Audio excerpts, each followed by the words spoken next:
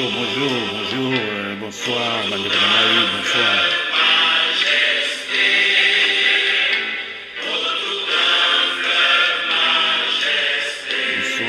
Bonsoir, mon Afrique, Papa Zambé, Brésil, Blambro, bonsoir. Bokoto, 10 minutes de mobilisation, Bokoto, s'il vous plaît. Là, il dit Bolombo, Greffier international de peuple Mokonzi.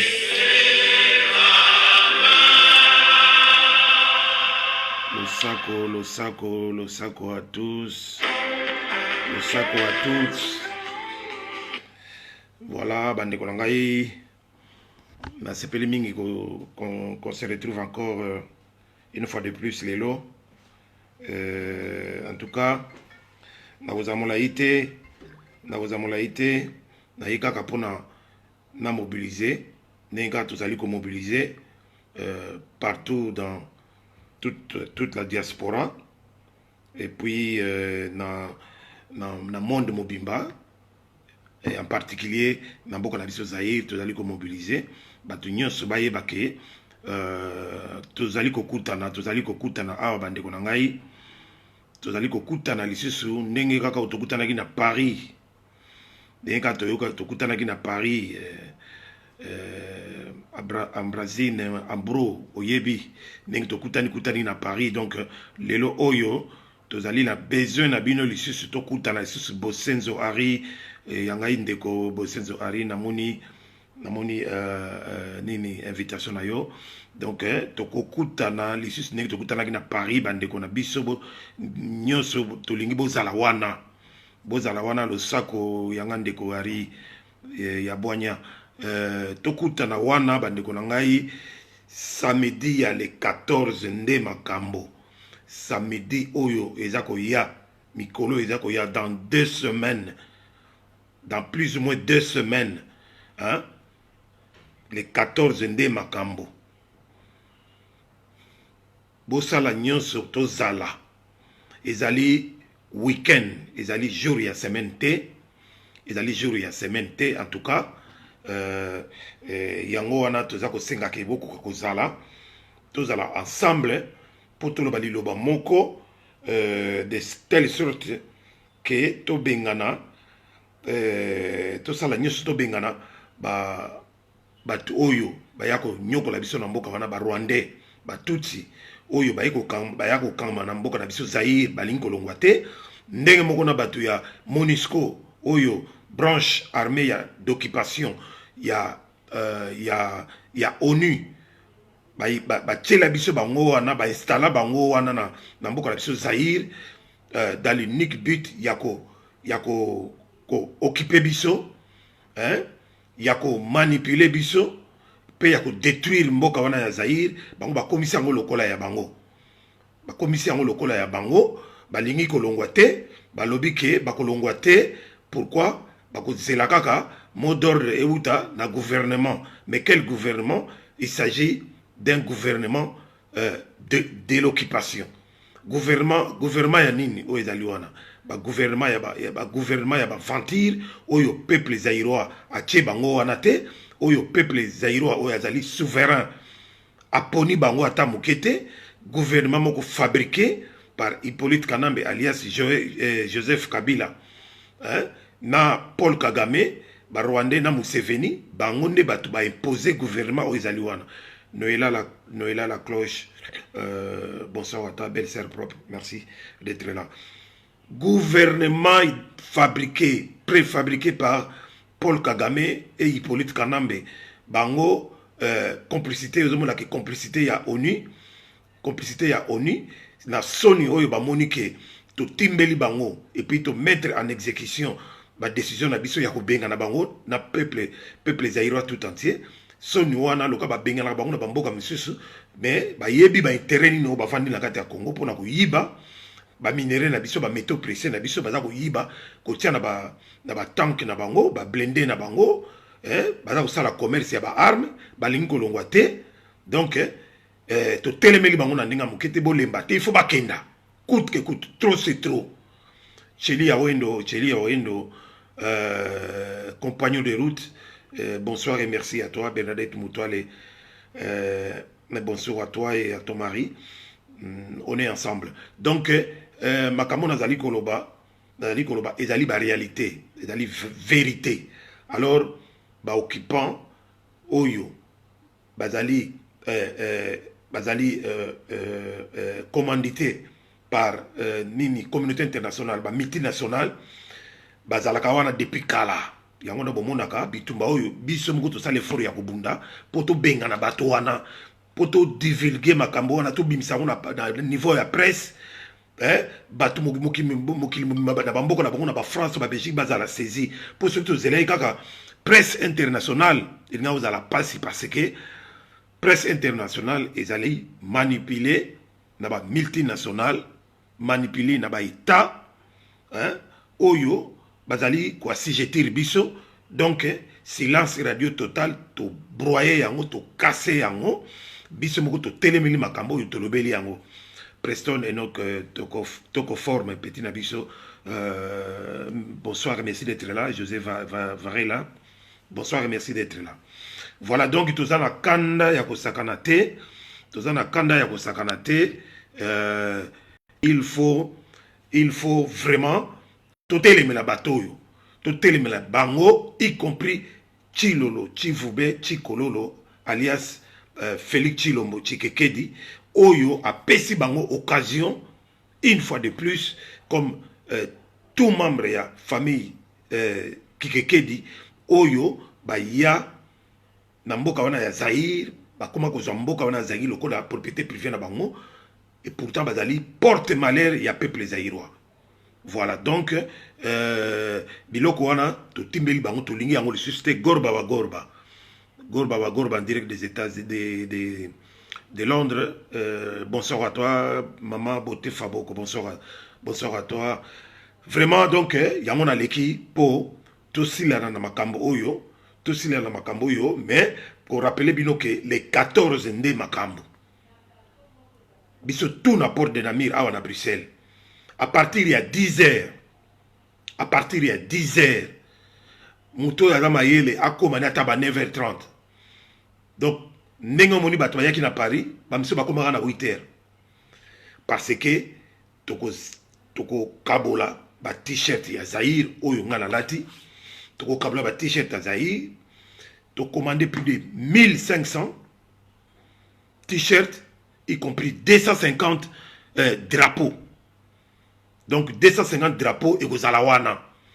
Zoro Bilel, attaquant des pointes, petit frère propre, qui simbi, Mwana Oyo, assis à Teka Molimo, le la Vienaye et dit Bolombo Défi International. Merci d'être là. Tout ça dans le cadre de la mobilisation. Juste dans l'équipe, on a 10 minutes pour Mikolo, Nazaraki, Libanda, Nazongi. Donc, moi, 10 minutes pour mon Yango. Pour relayer un message, pour partager ma vidéo. Binomo Monaki, Réunion Moke Salamaki, na Bruxelles, samedi dernier. Réunion on est Salamaki, et Salamaki, na Ndenge Moya qui toko.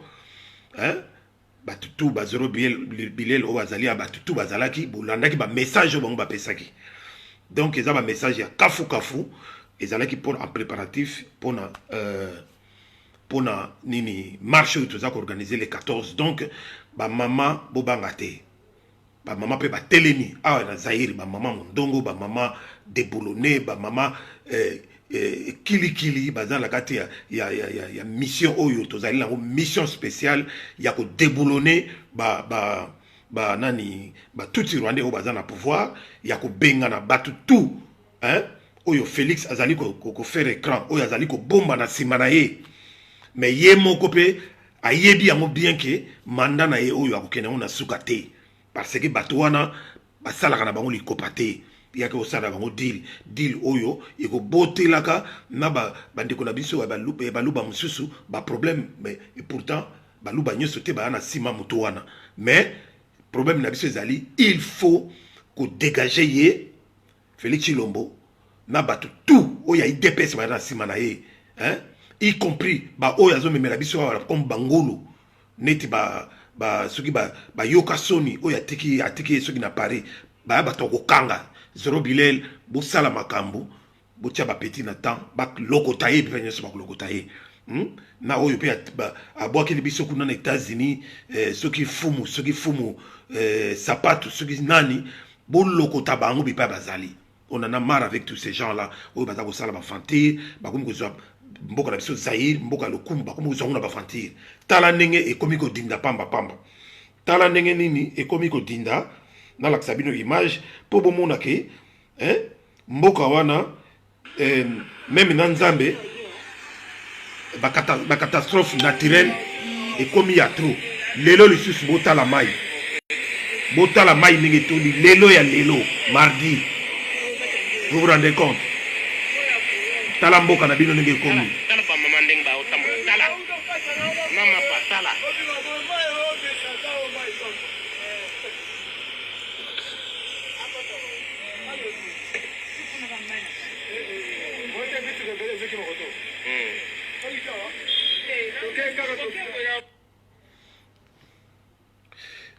De mobotala biloko ndenge wana. Trop c'est trop.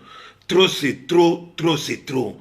Il est grand temps que le peuple congolais bolamuka bisika nyoso bozali. Les derniers traîtres, les derniers fanatiques aveugles, les derniers traîtres, basali pena traîtrisme moko contre la nation. Bango wana boyebi bango bakei. Oyo bazozongela biso le monde à diaspora pour essayer de nous embrouiller, mais bakei, mais oyo totikali. Pourquoi pas tous à la liboke? Pourquoi pas tous à la ensemble? Il y a un truc bino mardi nini samedi il y a les 14 nde makambo. Boya to kende na bato yo to benga na bango parce que eko cartonné na ndenge ya kosakana te 4 fois 5 fois plus que to saki na Paris. 250 drapeaux. Ya Zaïre plus 1500 T-shirt oyo ya Laurence Kokonde makambu. Tout la bengaï 6600 volts. Oyo azali ko bimisa ba moyen tout. Alobi mbongo na ye, mbongo na ye. Mbongo wana eza mbongo pona peuple zaïrois. Ezate ke po abomba kango na poche. Ya sali belé, ale belé. Donc azobundela nde mboka na ye. Omoni donc azali lokwa ba politicien oyo te. Ba politicien oyo ba mituma ngongi oyo baza kotala kaka ba nombril na bango oyo baza kotala kaka mabumu na bango na ba poche na bango ba kosi biso mingi. En tout cas tolongwe na nzela wana ya ba politique en dehors ya président Mafa Martin Fayulu Madidi oyo toza kotambola na ye côte à côte parce que biso to soutenir les sous mutu boyete mais tozali tokozala na toujours na le président Mafa oyo peuple aponi na mokili wana. En dehors de lui ba politicien ya pambala tolingi lisusu masolo wana te. Tolingi lisusu masolo wana te na yango par conséquent il faut tout élément mbala moko une fois pour toutes to silana. En plus je rajoute que Bobo Sanate général Yakutumba tala ba élément autozana bango sikoyo. Donc on s'en fout de la MONUSCO. On s'en fout complètement mais éperdument na position ya MONUSCO. Balinga te, il faut babima. Peuple congolais, il faut beau s'exécuter. Peuple zaïrois, pardon, il faut beau s'exécuter. Beau se rappeler na décision, na mot d'ordre, oye pésamment. Il y a président Laurent Désiré Kabila. Beau sale la yango, bana Kivu. Merci beaucoup, bana Kivu. Bana Butembo, bana ya Beni, bana ya Ituri, bana ya Fizi. Longonya, boteleme la batuana, tolingi bango te. Bango soki ba bimi tozo sila na mbala moko na Hippolyte Kanambe na Félix Chilombo. Batuana, batu bazako bango tout, bazala ko faire écran na ba massacre, na ba tuerie oyo ezaki na kata mboka na biso Zaïre. Donc il faut aussi là na bango. Voilà makamonga na équipe de sola na bino yango wana en tout cas na ipena ba minute belete mais il y a un cadre de mobilisation. Donc, il faut tout coûter à Awa, à Bruxelles. Ce qui Bruxelles est cartonné, tout c'est la base nabiso, où il y a à Paris. Ban à Paris, ma maman à Paris, ma jeune, ma kamboyo, ma jeune, ma zi, ma kamboyo, nandenga mukete. Vive la jeunesse zaïroise. Vive la jeunesse zaïroise. Les Zaïrs aux Zaïrois. Donc, jeunesse zima solo oyo, nandenga mukete, boye bake, mbala oyo, oyako pata pata. Bino baba musicien, ba Fali Poupa et consort. Ba o bako pata pata. Même les politiciens, il y a Félix Chilombo. Blague, même il y a Félix Chilombo. Il faut faire gaffe. Maintenant, les jeunes, les humains solo. Les lobby, il tambola, les sous niveau ya tambola, tambola te. Nakalisi, ko tambola non la diaspora, il y a esuki ndenge wana. Ce que tcheki teti au moniang. Déjà batona aux autres tika awa, les jeunes, les lobby, bako mona ma solo na bango. Bako mona ma solo na bango. Donc, en tout cas, Brigitte c'est ça, bonsoir et merci d'être là. Blandine Kabe Natangolo, bonsoir et merci d'être là. Voilà, Natangi presque Batutu. Petit Nanga Dadi Zoro Bilel. Voilà, Gorba. Gorba, Lobimimi, Bukavu et Goma viennent d'être endeuillés aujourd'hui. Un bateau canot rapide du gouvernement venait de faire naufrage au lac Kivu vers Mont-Calais natal. Bilan provisoire 24 morts. Gorba, précisez bien parce que nous avons commis à lui un bateau canot rapide du gouvernement. Il s'agit de quel gouvernement? Donc, gouvernement provincial, tu veux dire. Donc, ou bien ils ont dit gouvernement, il y a central même de Kenda qui kuna bongo basali naufrage. Mais je pense et aux alamingi gouvernement provincial, déjà certains noms de familles bien connus à Bukavu et Goma sont cités parmi les victimes.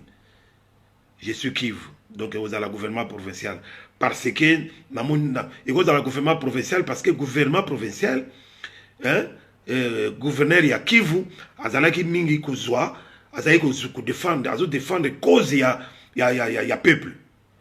Donc ce que azali gouvernement provincial ça peut être un coup monté.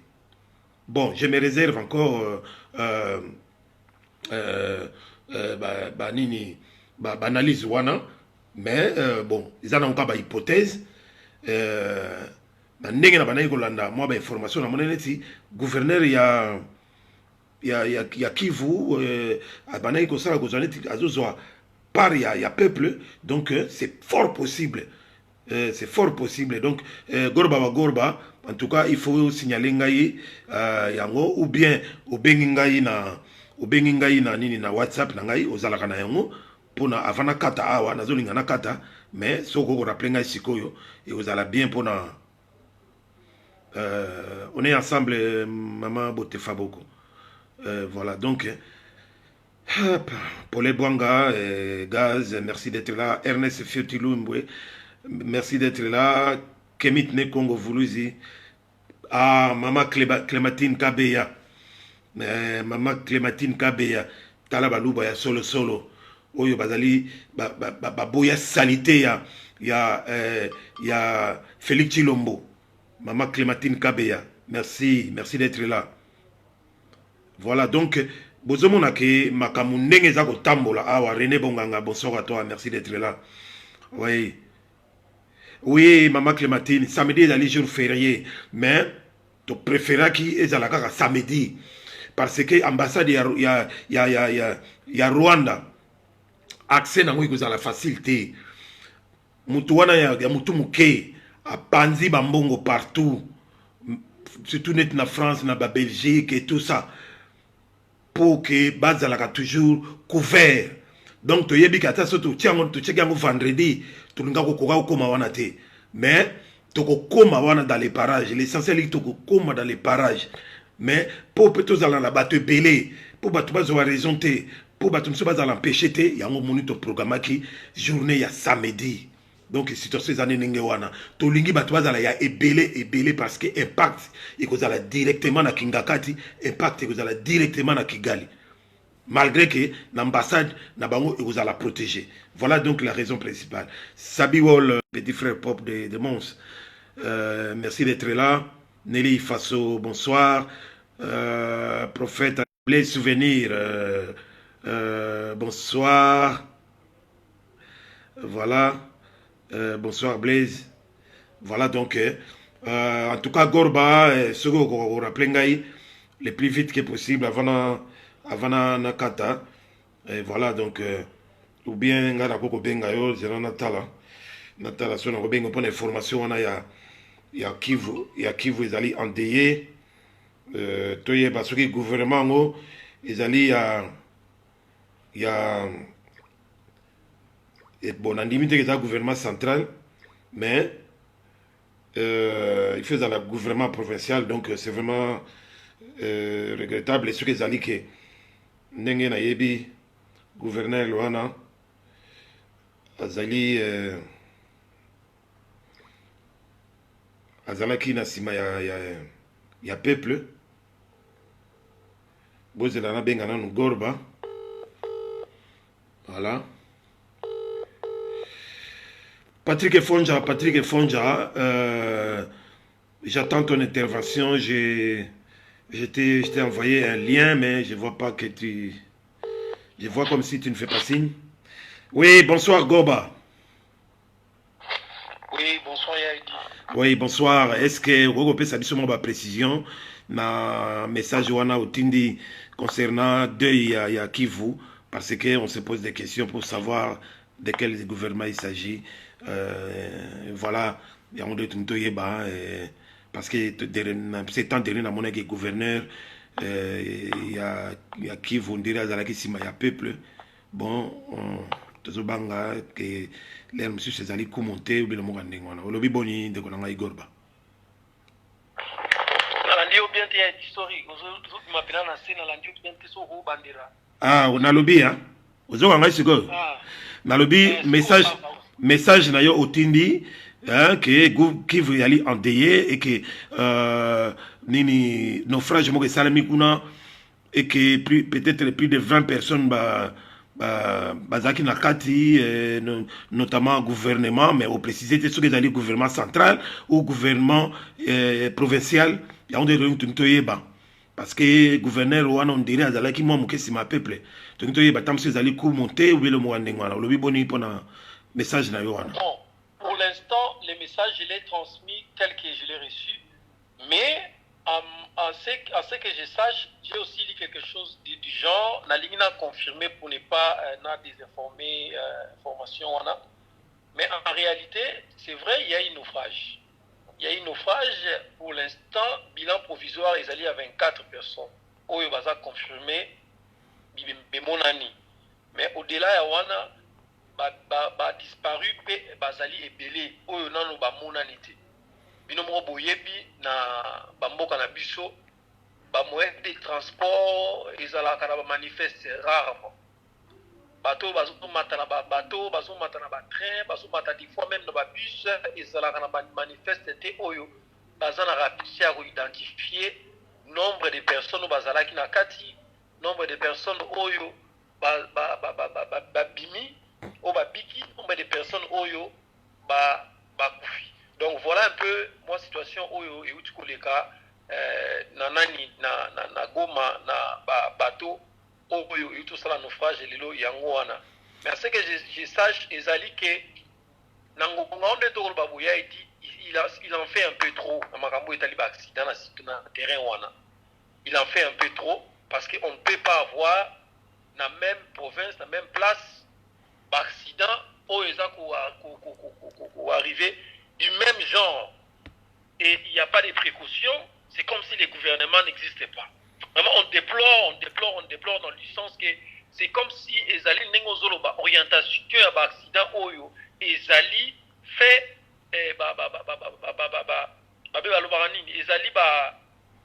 montage ils ont monté, il y a occupant. C'est vraiment triste, ils allaient triste ya komona gouvernement ya Chilolo oyo tozo déplorer chaque jour, tozo déplorer Boutumoyi que bazali donc insensible na marambo ezoleka kuna. Vous avez vu l'autre fois, moi je déplore na kobomba te na otsangu na kobomba te. Nous avons vu bato bakufi na Beni, on tue les gens. Moïse Katumbi de son côté, Marie Gaza leader ya la Muka azomela ba vena ena bato na ya FIFA. Et on regarde de l'autre côté, on voit un Kabila qui est là-bas. Vous voyez vraiment à quel niveau Mboka est commis. Voilà. Vous voyez à quel niveau Mboka est commis. Donc, mais pour la comment que gouvernement, c'est que gouvernement est na kati. Il y a bateau badindi. Non, c'est du gouvernement. Kano rapide, il y a gouvernement. Ah, il y a gouvernement. Ok, ok. Mais Batouana. Batouana, comme j'ai dit, moi j'ai dit et je le souligne, au Yébike, na mois au Yokaka, il y a novembre, plus de 150 personnes, Bakoufi Mobès, Kaka na Zahir. Hein? Au bazo koufa na avion, au bazo koufa na maï, au bazo koufa, nini, tout ça, hein? Y compris na bakoufi na Tonov, Chilombov, nini. Donc, aux monake, bazo blekisa batou, na quantité industrielle, hein? Pour de vrai, pour que, hein? Baye bakaka nini, yako décourager, yako lembisa batu zairwa oyo bazako bundela mboka na bango, hein, na bibembe bakufaka nengona pona bango ezape en quelque sorte bazako linga bazako distraire batu na ndenge ya babibembe po bayebiki na babibembe batu bako zala focaliser loko bayebi mawa oto la kalango, hein, na ndenge ya bakutimi na biso ndenge to tale la kaso di mutakufi, il faut ba cérémonie, il faut bonaboye bazako linga ba distraire ba na ko tinde kabiso na nzela wana po bango ba continuer ko sala ba sale besoin na bango. Voilà donc siko pe bandi sur na décembre, dès décembre déjà to comme déjà mboka idindi déjà kuna qui c'est ça déjà ya ko dinda na mai ningi mbule beti lelo et koto kuna pour le but naufrage, donc déjà plus de 20 personnes ba kufi. Et voilà, c'est malheureux. On est abandonné de nous-mêmes. Promotion autozui awa ya idi ezali ke basali système ya guichet unique. Ça veut dire que kolongwana giseni si koya na Goma pizza ezali lisusu te. Donc système bango bali basala système ke giseni kolongwana Rwanda koya ti na Goma parti wana na côté ya nani ya Beni ba côté wana nyonso balingi kolongola nani ba immigration ndenge ezalaki liboso balingi balongola yango batia yango système ya nani moko. Donc système wana ekokoma ke Rwanda kokota na ye na Congo nyonso akobima na ye na Congo. Donc balingi bapusa parti wana ya mboka malembe ezalaka déjà zone libre. Donc ekoma malembe déjà ekoma ka annexé koto kuna malembe des systèmes batie le na lobby yango wana. Donc vraiment faut accentuer ba travail parce que bato yo ba komi vraiment na pouya banai na bango. Voilà un peu ce qui se passe maintenant. Ok, en tout cas merci beaucoup. Mais makambo wana masolo wana biso toyebi bango liboso bakanisa kike, hein, peuple zairwa awuzalane mobola na bango yuma na bango babimi bayanke biso bambendre, mais yango no moni toza koyebisa peuple zairwa nyoso to wana diaspora. Ce n'est pas pour rien toza ko organiser ba marche mais toza ko organiser awa toza ko luka ba moyen pour to kolinga te to tika charge na mutu moko par exemple lokola ya Laurence Koko ye moko sala yango toza ko organiser ba marche pour to kotsa bambongo to tindela le général Yakutumba oyo azako monisa ba Rwandais wana pe ba filmer na bango azako boma pe ba Rwandais wana parce que ba Rwandais balingi ko lâcher prise te ba Rwandais balingi il faut coûte que coûte ba balkaniser est ya Zaïre. Donc bakambo wana eko simba te to ko telemela bango mboka wana Zaïre ya mboka nzambe bakulinga balinga te to ko sukisa bango na yango. En tout cas merci beaucoup Gorba na suki na kasi na ozasi na luba mususu ya koloba ya suka ezalite. Donc toza ko kende siko na ko na suka émission na biso donc na yete so za semaine kamako bakisa ou pas voilà to continuer kaka ces gens là savent que na niveau ba komiso ba bazonga sima ba okufa donc mais ils ont malheur pour na bango déjà ndenge déjà batumbola ki biso ndenge ba bomisi biso déjà plus de 12 millions de morts tokozonga souci matin non ndenge bazawa na baye barango ki lelo te lobi okuna nous allons marcher sur le Rwanda. Nous allons marcher sur le Rwanda. Oui. Oui, merci beaucoup Gorba. Kobo Sanaté le 14 né Makambo. Bisotou na porte de Namir à partir de 10h pour nous avoir t-shirt, drapeau 250 drapeaux. Donc mobilisation d'ali totale. Merci beaucoup, on compte sur vous. Bino batubo uta bamboka msusu, Angleterre, Allemagne et ainsi de suite. Donc vous en avez besoin de bino. Ingeta. Ouais, ciao. Voilà, bandeko na ngai, au maso na laki na ngo pona lelo, il fallait que solo là, na bino lisusu lelo. Et voilà, j'ai vu encore ma belle-sœur, non, Kutumi Makwata, mais atia ilungi ya belle-sœur, alors on a une belle-sœur, bonsoir et merci d'être là. Jean-Faustin Bongoli, bonsoir. Christian Sosei, les grands combattants, il y a province, Mboka Musika, ceux qui Toulouse, ceux qui Nabosani sur province d'ailleurs, en tout cas, ndenge tokutanaki na Paris, toujours c'est là yo Christian Sosei, il faut que zala, malona les cas aux t-shirt ça tout aux ala awa. Au plus tard, 9h30, on l'a déjà côté à Port de Namir parce que Mbaloyo, il faut aux ala drapeau, aux ala t-shirt, pour zanga yangote. Bandekolangai, Biskanyo Sobozwami, merci beaucoup d'avoir participé na émission Yalelo direct Ingeta. Comme toujours, il fallait que ça la mobilisation, tout ça lelo avec Ya et Dibolo Mouglefe International. Kalamingité Bokoto TV, il vous a la 20h, en direct avec Bokechiwa Yambo, peut-être avec Commanda Isso, toujours dans le cadre de la mobilisation, parce que tout le monde est sous tenté,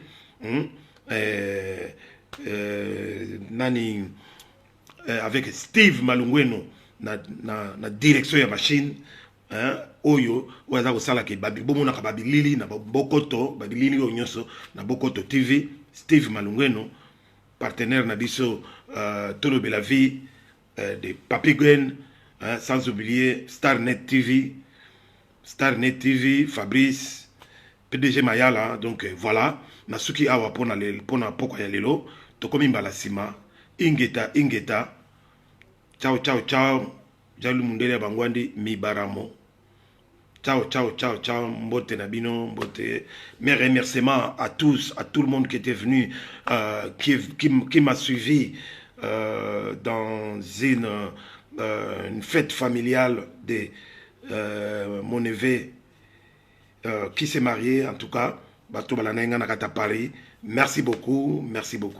Nakutanga kombo ya neve na ngai ya wate, nakutanga pe kombo ya mwasi na ya wate, mais en tout cas, je remercie la belle famille Oyo bayambaki biso na ndenge ya bosolo, voilà. Donc Kutumi Makwata, merci beaucoup d'être là. Pesambote na tout na kotanga Evariste Makwata parce que ye tozalaka na ye awa na kati ya Facebook, Ingeta toujours Ingeta, voilà. Petit nanga yebo namonaki yo te mais na pesi mbote na musika ipo ya Iza en personne à Yaki na Bruxelles, à Yaki sur place. Merci beaucoup d'avoir été ensemble avec nous. Et puis sans oublier Gary Mouika, petit frère Pati, Clément Likele et sa femme. Donc tous qui bisogno soana, Beznel et Maggie Mabiala. Merci beaucoup de m'avoir fait ce plaisir-là d'être avec nous. Beznel Kabanemi, merci beaucoup. Allez, Ingeta, Tokomi Balasima. Ciao.